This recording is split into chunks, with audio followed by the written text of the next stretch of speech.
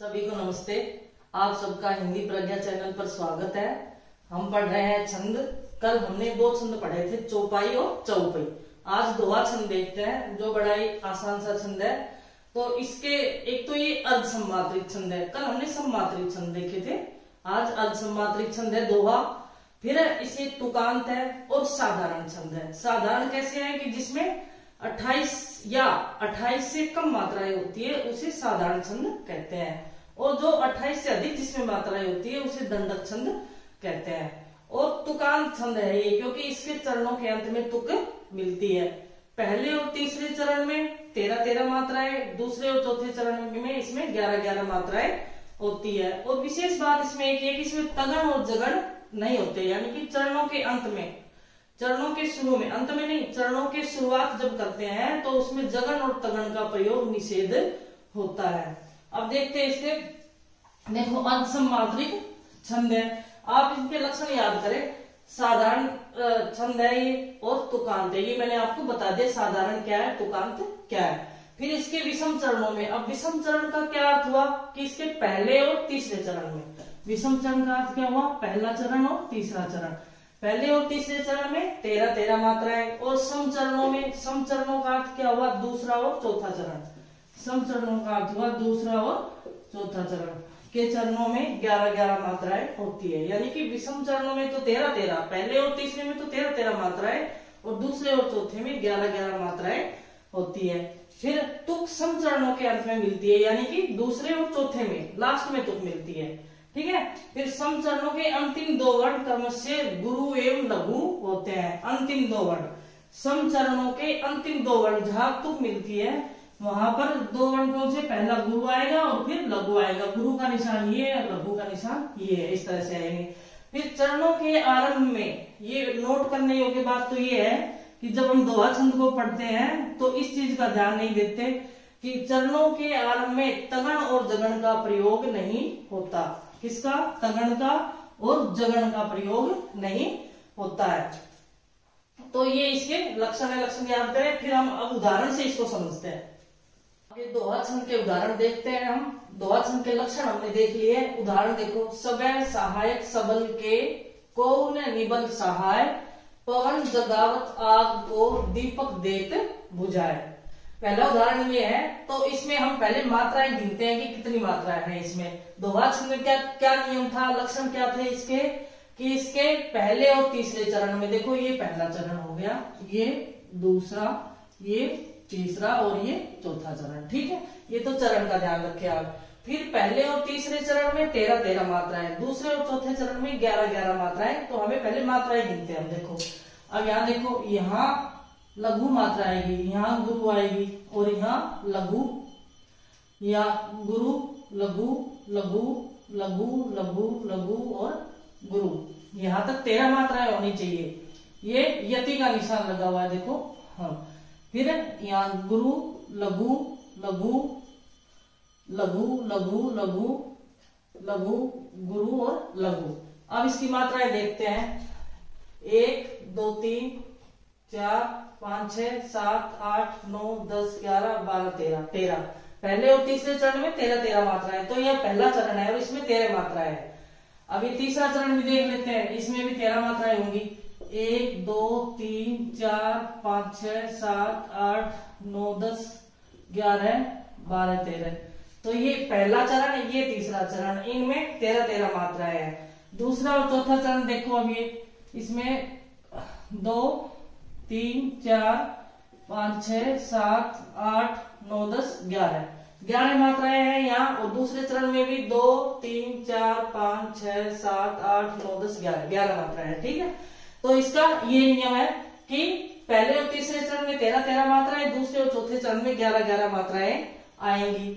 अंत में तुक मिल रही है। और इसमें क्या नियम था कि जगन और तगन नहीं होना चाहिए। तो इसके आरंभ में देखते हैं। देखो ये जगन का अर्थ जय भान है। जगन का अर्थ क्या होगा, जय भान है। इसका मतलब लघु, गुरु और लघु के क्रम से मात्राएं नहीं आनी चाहिए। और देखो यहाँ पर आ गई है, ये देखो यहाँ से यहाँ तक ये आ गई है, और ये इसमें गलती है। मैंने जानबूझकर आपके सामने ये उदाहरण रखा है। दोहा तो हम कोई भी ले सकते हैं, बहुत सारे दोहे हैं, लेकिन ये बताने के लिए कई बार ये एग्जाम्पल दे देते हैं कि इसके कौन से चरण में गलती है। अब वैसे हम सीधे मात्राएं गिने तो कोई गलती नहीं है, पूरी मात्राएं है, अंत में तुक भी मिल रही है, सारी चीजें हैं, कोई भी गलती नहीं है। लेकिन यहाँ गलती है, आपको ये याद रखना पड़ेगा कि चरण के शुरुआत में, आरंभ में हमें यह शुरुआत का देखना है, पीछे का नहीं देखना है कि जगन और तगन पूरे चरण में नहीं देखना है, सिर्फ आरंभ में देखना है। तो आरंभ में इसमें जबान आ गया है, ठीक है ना, इसमें जगन आ गया है, जगन आ गया है तो इसका मतलब इसके पहले चरण में गलती है। क्वेश्चन यहाँ ये बनता है यहाँ पर कि इसके पहले चरण में गलती है। चलो ये मैंने जानबूझकर आपको उदाहरण दिया था। दूसरा उदाहरण देखते हैं। रहीमन पानी राखे बिन पानी सब सून, पानी गए न उबरे मोती मानुस चून। बड़ा ही जाना पहचाना उदाहरण है ये। अब देखते हैं मात्राएं गिनते हैं इसकी। 1 2 3 4 5 6 7 8 9 10 11 12 13। ये पहला चरण है। आपको चरण का तो पता चल गया आपकी, पहला तीसरा कौन सा है, दूसरा चौथा कौन सा है।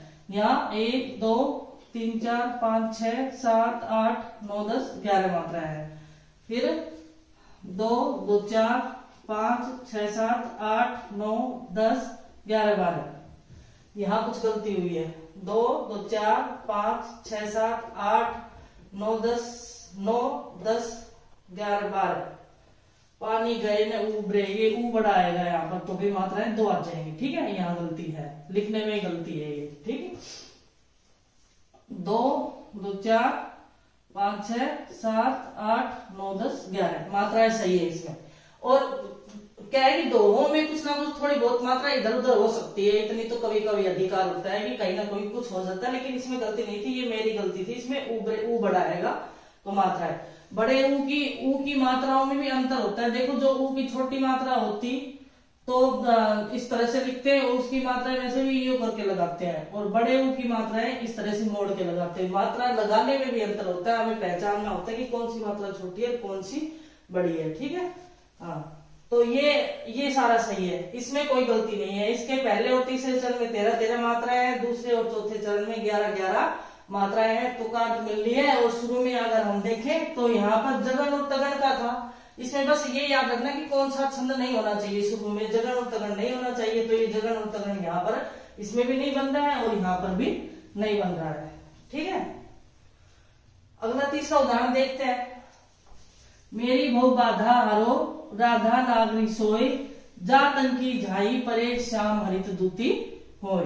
अब देखो यहाँ पर मात्राएं, यहाँ पर गुरु मात्रा आएंगी, यहाँ भी गुरु मात्रा, लघु लघु गुरु गुरु लघु गुरु गुरु गुरु गुरु लघु लघु गुरु और लघु मात्रा, ठीक है।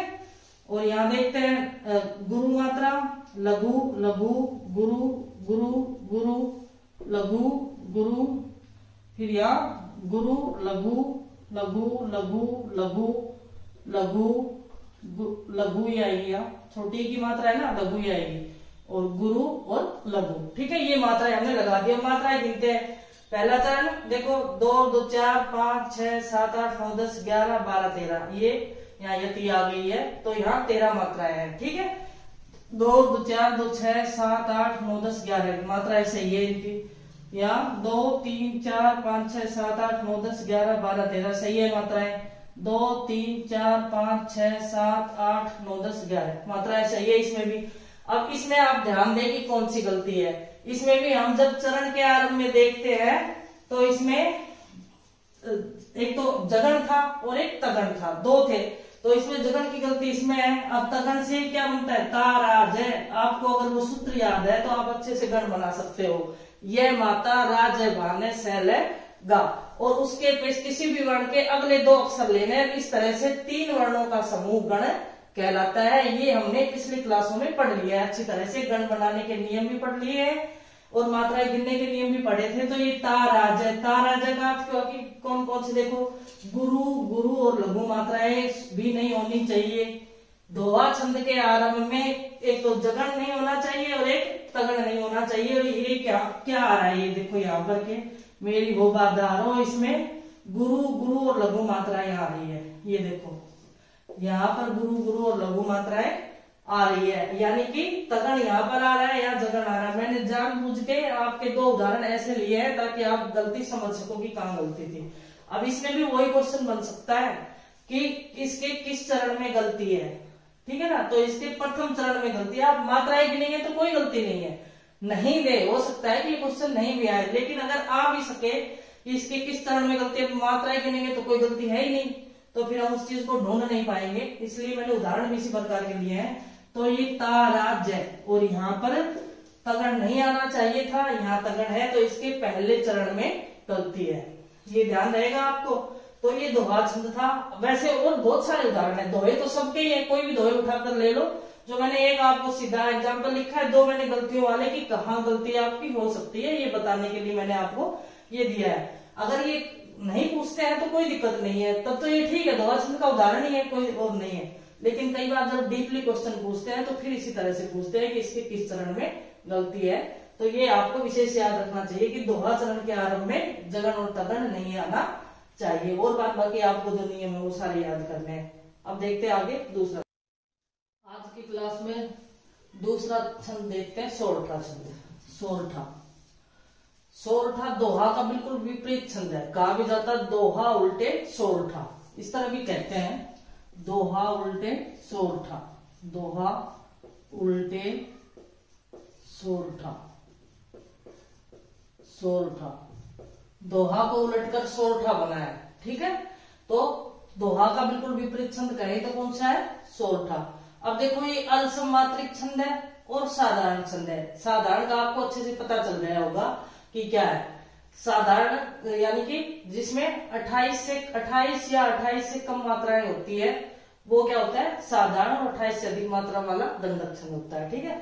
इसके विषम चरणों में, विषम चरण का आपको पता चला होगा, विषम यानी कि पहले और तीसरे चरण में 11-11 मात्राएं, 11-11 है ना, 11-11 दो बार आएंगे ना, 11-11 मात्राएं। तथा सम चरणों में, सम चरणों का अर्थ दूसरा और चौथा चरण, सम चरणों में 13-13 मात्राएं होती है। दोहा में क्या थी, विषम चरणों में 13-13 मात्राएं थी और सम चरणों में 11-11 मात्राएं थी, और यहाँ इसका विपरीत हो गया।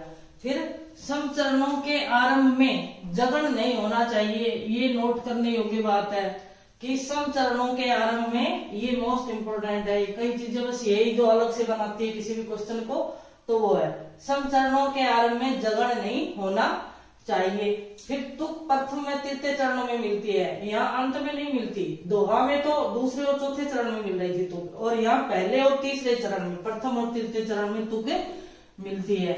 फिर सम चरणों के अंत में कम से कम एक वर्ण लघु होना चाहिए। ये बात भी विशेष ध्यान रखें कि सम चरणों के अंत में, सम चरण कौन सा हुआ, दूसरा और चौथा चरण, उसके अंत में कम से कम एक वर्ण लघु होना चाहिए। तुक कहाँ पर मिलती है, पहले और तीसरे में, दूसरे और चौथे में तुक नहीं मिल रही। दूसरे और चौथे में तो दोहा में तुक मिल रही थी, यहाँ पर पहले और तीसरे में तुक मिलती है। फिर यह दोहा छंद का विपरीत छंद है। चलो ये मैंने आपको बता दिया कि दोहा उल्टे सोरठा अर्थात दोहा का विपरीत ये छंद है।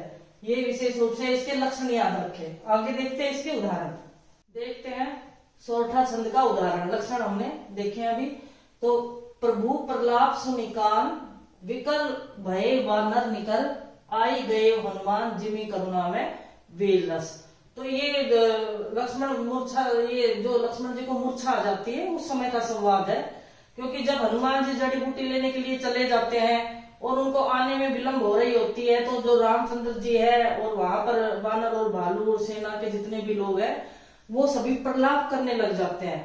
और जब वो प्रलाप कर रहे होते हैं उसी समय हनुमान जी, प्रलाप क्यों कर रहे होते हैं, क्योंकि ये लग रहा है कि अब तो दिन निकलने वाला है, हनुमान जी आए नहीं और लक्ष्मण तो जीवित बचेंगे नहीं। उसी समय हनुमान जी आ जाते हैं, तो ऐसा लगा जैसे करुण रस के अंदर वीर रस का प्रवेश हो गया हो, ऐसा लगा। चलो इसका अर्थ करना हमारा उद्देश्य यहाँ पर नहीं है, हमें यहाँ पर मात्राएं गिननी है कि मात्राएं इसमें कौन कौन सी है। अब इसमें देखो ये पहला चरण हो गया इसका, ये दूसरा चरण, ये तीसरा चरण और ये चौथा चरण। सबसे पहले इसकी तुक कहाँ मिलती है, पहले और तीसरे चरण में। तो पहला तीसरा चरण कौन सा है, देखो यहाँ देखो कान हनुमान, ठीक है।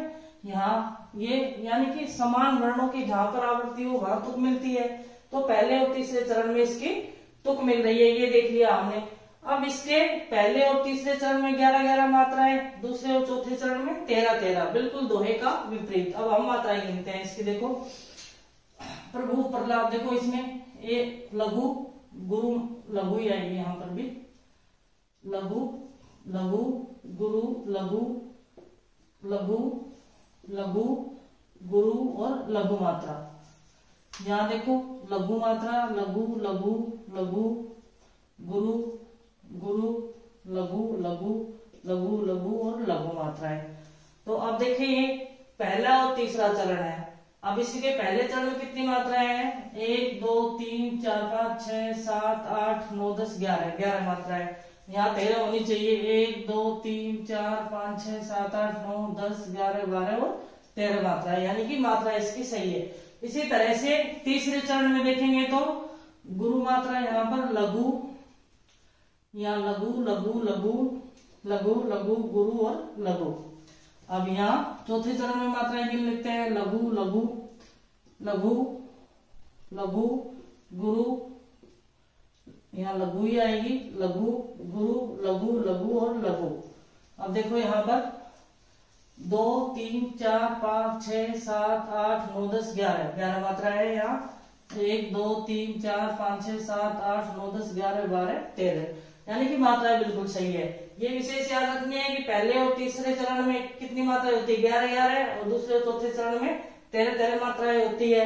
विषम चरणों के अंत में तुक मिलती है, यहाँ पर दोहे का उल्टा छंद है यहाँ पर, ठीक है। ये विशेष बातें इसमें याद रखनी है। फिर देखो अगला उदाहरण देखते हैं। सुनी केवट के बैन, प्रेम लपेटे अटपटे, विहसी करुणा एन, चिते जान की लखन तन। यहाँ पर भी श्री रामचंद्र जी का ही वर्णन है। जब केवट नदी से पार नहीं उतार रहे थे तो उनके प्रेम से भरे हुए केवट के वचन सुन करके, बैन का वचन सुन करके, जो प्रेम से लपेटे हुए थे, अटपटे से वचन थे, उसे सुन करके श्री रामचंद्र जी करुणा, यानी कि जो बहुत सब पर करुणा करने वाले हैं, ऐसे रामचंद्र जी हंसने लगे। चिते जानकी लखन तन, और लक्ष्मण और जानकी की तरफ देख करके हंसने लगे। अब देखो इसमें देखते हैं मात्राएं। ये देखो लघु मात्रा है यहाँ पर, लघु मात्रा गुरु लघु लघु गुरु गुरु और लघु मात्रा। यहाँ गुरु लघु लघु गुरु गुरु लघु लघु लघु और गुरु मात्रा, ठीक है। अब यहाँ देखिए लघु लघु गुरु लघु लघु गुरु गुरु लघु, यहाँ लघु गुरु गुरु लघु गुरु लघु लघु लघु लघु लघु मात्राएं यहाँ पर आइए। गिनते हैं कितनी मात्राएं होती है ये। तो 1 2 3 4 5 6 7 8 9 10 11, 11 मात्राएं। पहले चरण में 11 मात्राएं आनी चाहिए और दूसरे चरण में 13 आनी चाहिए। तो 2 3 4 5 6 7 8 9 10 11 12 13, यानी कि मात्राओं का क्रम बिल्कुल सही है इसमें। तो ये चीजें याद रखनी है दोहा छंद की। इसमें और देख लेते हैं। 1 2 3 4 5 6 7 8 9 10 11, 1 2 3 4 5 6 7 8 9 10 11 12 13, सही मात्राएं हैं एकदम। तो ये सोरठा छंद का उदाहरण है। दोहा और सोरठा छंद आज हमने इस कक्षा में पढ़े हैं। अगली कक्षा में हम देखेंगे आगे 2 छंद। तो धन्यवाद, सभी को समझ में आया होगा आपको। धन्यवाद।